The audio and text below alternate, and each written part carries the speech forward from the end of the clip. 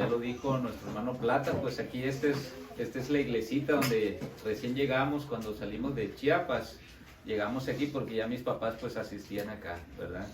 Yo agradezco a Dios porque el hermano Plata fue quien en algún momento pensó que yo podía ser pastor. Amén. Y yo creo que el Señor le puso eso, ¿verdad? Ahí. Yo traía otros planes, incluso estudié otra carrera antes de estudiar teología, pero el hermano Plata siempre estuvo allí, ¿verdad? De que yo podía ser pastor. Y así que pues le agradezco mucho a Dios y a nuestro hermano Plata por todo su apoyo que siempre nos ha brindado. El lugar es muy especial también porque aquí conocí a la mujer de mi vida, a mi esposa. Amén. Hermanos, es un privilegio y tratando de hilvanar un poco el tema que ha llevado nuestro hermano Plata esta mañana, yo quisiera que veamos una señal en ese contexto de Mateo 24. Voy a invitarles para que busquemos los versículos 37 al 39. Mateo 24, 37 al 39. ¿Qué les parece si leemos esta cita? Si ya lo encontró, les invito a ponerse de pie para que podamos leer todos esta cita bíblica. Si ya lo tenemos, leamos todos juntos, hermanos. Dice la palabra de nuestro Dios: mas como en los días de Noé, así será la venida del Hijo del Hombre. Porque como en los días antes del diluvio estaban comiendo y bebiendo, casándose y dándose en casamiento, hasta el día en que Noé entró en el arca, y no entendieron hasta que vino el diluvio y se los llevó a todos. Así será también la venida del Hijo del Hombre. Amén. Hasta ahí, hermanos, pueden sentarse. El Señor Jesucristo puso un especial interés en los últimos días referente antes de su venida, y entonces Él quiere llamar nuestra atención a que nosotros pensemos en los días de Noé. ¿Y cómo eran los días de Noé? Para eso vamos a ir a Génesis capítulo 6 y vamos a leer a partir del versículo 1, Génesis 6, del 1 al 5, y vamos a ver cómo estaban los días de Noé. Génesis 6, del 1 al 5. Voy a leer, ustedes me pueden seguir con su vista. Dice: aconteció que cuando comenzaron los hombres a multiplicarse sobre la faz de la tierra, y les nacieron hijas, que viendo los hijos de Dios que las hijas de los hombres eran hermosas, tomaron para sí mujeres, escogiendo entre todas. Y dijo Jehová: no contenderá mi espíritu con el hombre para siempre, porque ciertamente él es carne, mas serán sus días 120 años. Había gigantes en la tierra en aquellos días, y también después que se llegaron los hijos de Dios a las hijas de los hombres, y les engendraron hijos. Estos fueron los valientes que desde la antigüedad fueron varones de renombre. Y vio Jehová que la maldad de los hombres era mucha en la tierra, y que todo designio de los pensamientos del corazón de ellos era de continuo solamente el mal. ¿Cómo eran los días de Noé, mis hermanos? Según el libro de Génesis, capítulo 6, del 1 al 5, número 1, encontramos que en los días de Noé existía el problema del incesto y de la depravidad sexual. Entonces, cuando nosotros vemos, Dios permitió al principio con Adán y Eva y los que vinieron después, las generaciones después, para multiplicarse, que de alguna manera ellos se produjeran entre familiares.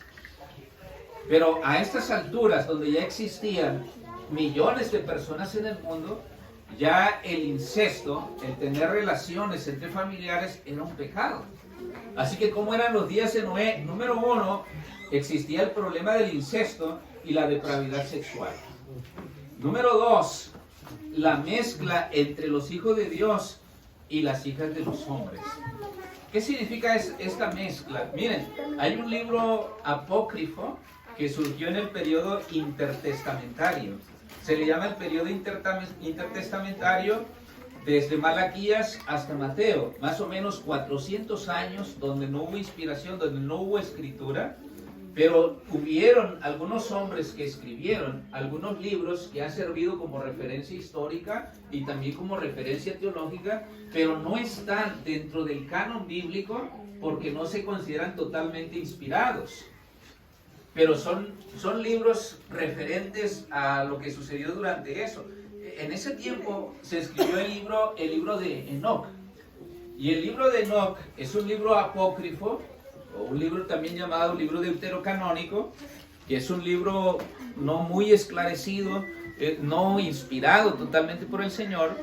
Menciono ese libro porque en ese libro el autor menciona, ese libro se escribió en ese periodo intertestamentario, y el autor hace referencia a que los hijos de Dios eran pues los hombres que hasta ese momento existían sobre la tierra, y los hijos de los hombres pues eran aquellos ángeles caídos, ¿verdad? Aquellos ángeles que habían caído. Entonces el asunto ahí está de que ese libro presenta que en realidad había sido una relación entre ángeles y seres humanos, que habían traído como consecuencia, como respuesta, como resultado más bien, a los grandes gigantes de esa época. Pero cuando nosotros leemos detenidamente y profundizamos ahí, nos damos cuenta que los hijos de Dios más bien hace referencia a la descendencia de Set, que eran los que guardaban los mandamientos de Dios, los que seguían a Dios, los que buscaban el camino correcto, los que trataban de agradar a Dios. Y los hijos de los hombres era la descendencia de Caín. Y esto está respaldado por el espíritu de profecía también para nosotros. Así que el libro de Enoc, que toma como base muchos, incluyendo por ejemplo los testigos de Jehová, ellos creen en eso, ¿verdad? Que los gigantes son resultado de la unión de ángeles con seres humanos. Pero eso es contrario a la palabra de nuestro Dios. Así que, en tercer lugar, dice la Biblia que había gigantes sobre la tierra. Y yo quiero prestar un interés especial sobre esa expresión. Y en cuarto lugar, la Biblia dice que la tierra estaba llena de violencia. Algunas preguntas. Cuando usted lee, por ejemplo, a los gigantes que menciona ahí la Biblia, que vino como resultado de esa unión entre los hijos de Dios y los hijos de los hombres, que ya dijimos que era de la descendencia de Set y la descendencia de Caín, las preguntas que surgen son: ¿quiénes fueron estos misteriosos personajes? ¿Se trataba de individuos de gran estatura? ¿Eran extraterrestres? ¿O una raza superior en el mundo antiguo? ¿Qué significa esto, mis hermanos? Seres gigantes.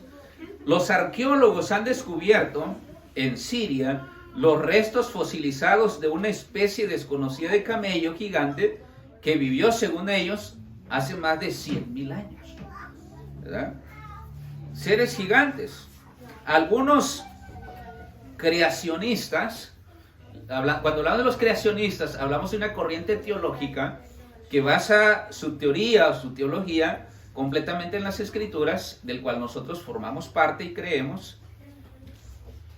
Sostienen que Adán y Eva deberían tener alrededor de 4 a 5 metros de altura cuando nacieron de las manos de Dios, cuando salieron.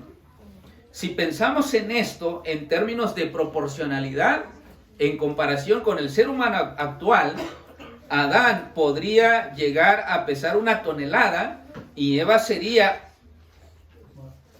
un top model de unos 700 kilogramos.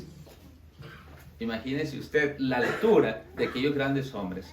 La hermana White dice que Adán poseía la fuerza de 20 hombres, de los más fuertes hoy en la actualidad.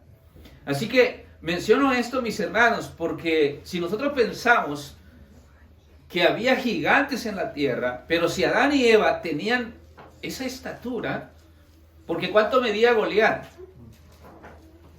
Apenas si le llegaba a los 3 metros. 6 codos de altura.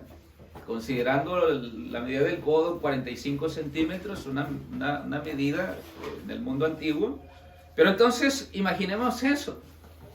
Veamos lo que dice la hermana White. Voy a leer esta cita del libro La Educación, página 129, que dice: es cierto que las huellas encontradas en la tierra atestiguan la existencia del hombre, animales y plantas mucho más grandes que los que conocemos hoy. Estos se consideran como prueba de la existencia de la vida vegetal y la vida animal antes del tiempo mencionado en el relato mosaico. Antes del diluvio, dice ella, el desarrollo de la vida vegetal y animal era superior y mucho más grande a lo que se conoce desde entonces. Con motivo del diluvio, la superficie de la tierra se fragmentó. Así que la hermana White dice eso, de que en ese tiempo todo era de mucho más grande, mucho más peso, las cosas eran mucho más grandes. Entonces, ¿a qué se refiere la palabra gigante?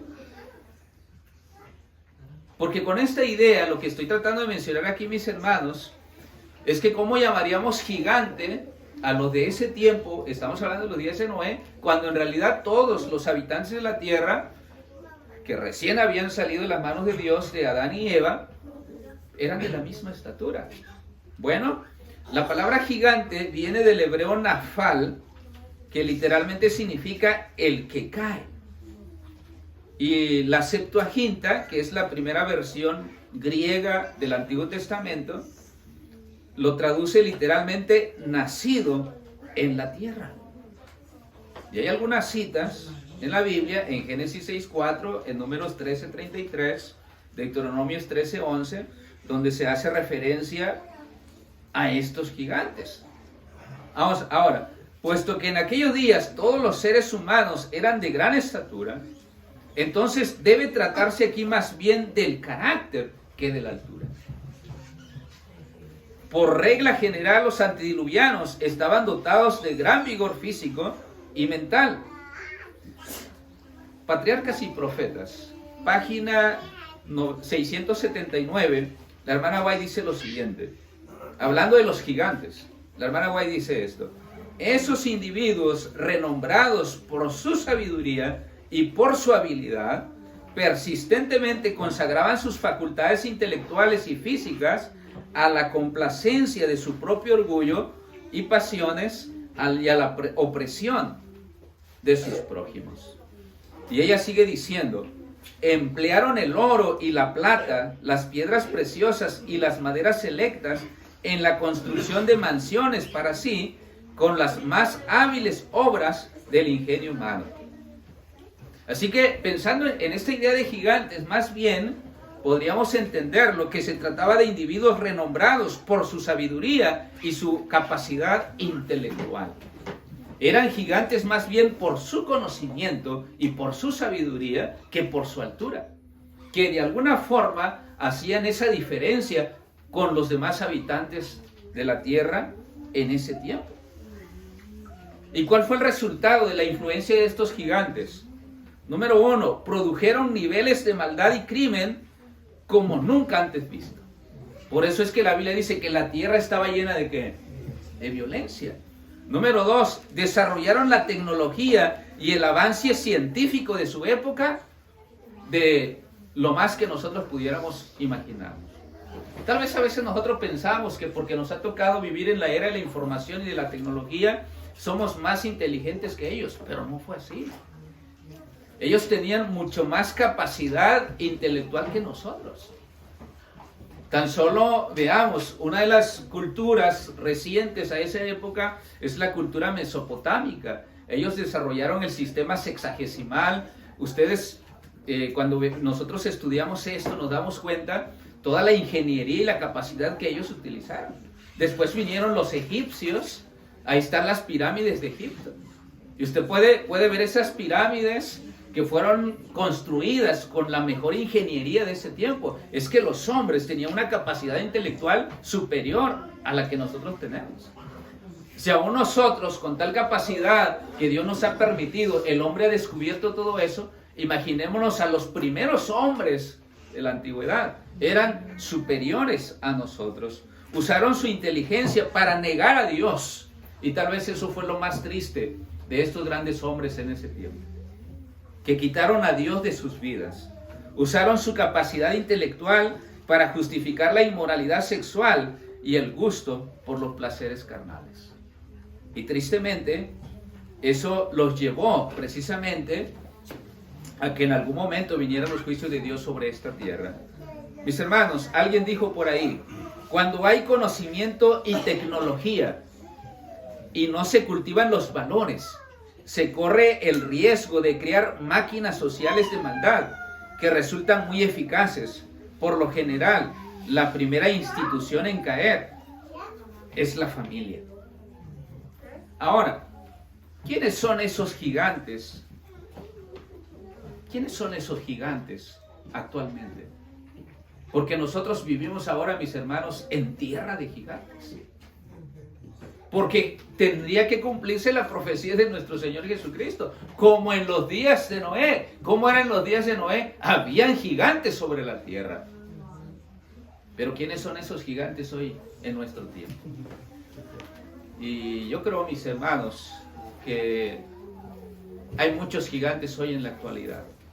En el mundo que usted lo quiera ver. En el mundo político, por ejemplo, los políticos tienen influencia, mueven a las masas, ¿verdad?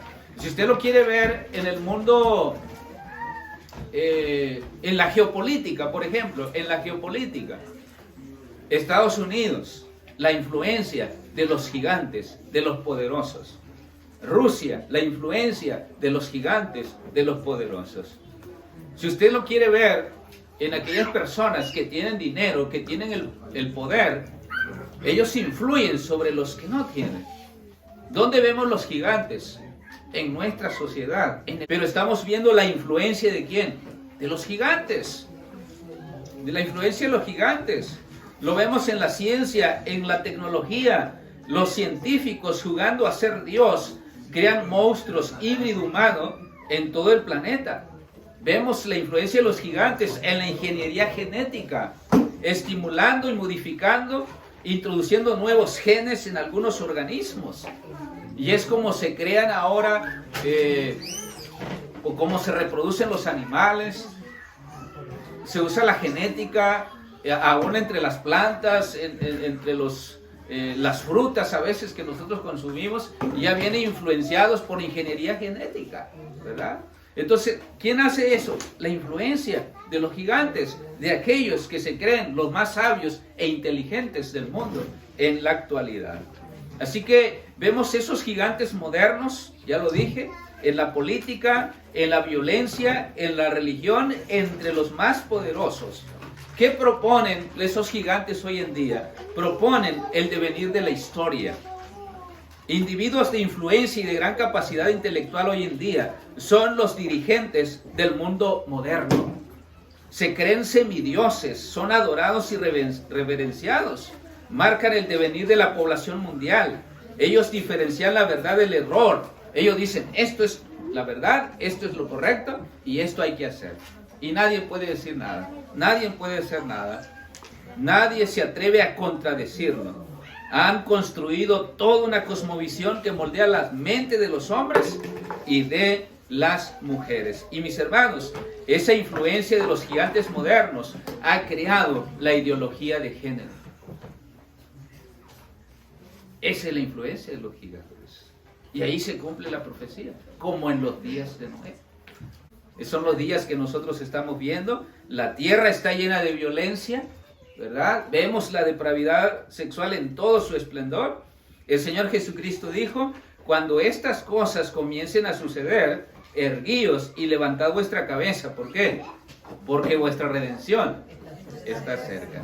Así que, mis hermanos, nosotros vemos todas estas señales que nos dicen una verdad impresionante. Jesús viene pronto. Amén. Así que, mis hermanos, ojalá que nuestro propósito de año nuevo pueda ser prepararnos para el pronto regreso de Jesús y que Él nos mantenga firme en su camino y que podamos así hacer su voluntad y que podamos compartir el mensaje en la misión que Él nos ha encomendado y apresuremos así la venida de nuestro Señor Jesucristo. Vamos esta mañana por este momento de adoración que hemos tenido en este santo lugar. Gracias. Agradecemos el mensaje, Señor, que nos has permitido escuchar a través de tu siervo, el hermano Plata. Estamos seguros que Nuestro mundo vive hoy el atardecer angustioso de su accidentada historia, que nos acercamos cada vez más a aquello que hemos anhelado por muchos años con todo nuestro corazón, la segunda venida de nuestro Señor Jesucristo. Amén. Señor, gracias por mostrarnos que este es el camino, que Jesús es el camino, la verdad y la vida, pero que esta es tu iglesia. Amén. Y gracias, Señor, porque nos das el privilegio de formar parte de ese pueblo que espera tu venida. Señor, ayúdanos a mantenernos fieles y firmes hasta que Jesucristo venga por nosotros y que cuando Él venga podamos ir todos los que estamos aquí al reino de los cielos. Amén, amén. Bendice a cada uno de mis hermanos en este lugar. Bendice a la familia de nuestro hermano Plata, a cada uno de mis hermanos. Y también, Señor, bendice el proyecto de construcción en la parte que todavía falta. Amén. Sigue bendiciendo a nuestro hermano Plata y a las personas quienes siguen contribuyendo para la construcción de tu santuario. Provee, Padre Celestial, del recurso y de todo lo que haga falta. Oramos también, Padre Celestial, esta mañana por los alimentos. Tu palabra dice que colmas de bendición a cada habitante de la tierra y le das comida a su tiempo. Gracias, Señor, porque si hay algo que podemos disfrutar los sábados como familia espiritual, como iglesia, es de los alimentos, y nada que mejor que en compañía de nuestros hermanos de iglesia. Amén. Así que bendice, Padre Celestial, la provisión que se ha hecho esta mañana. Y gracias, Señor, por todo, en el nombre de Cristo Jesús. Amén. Amén, amén.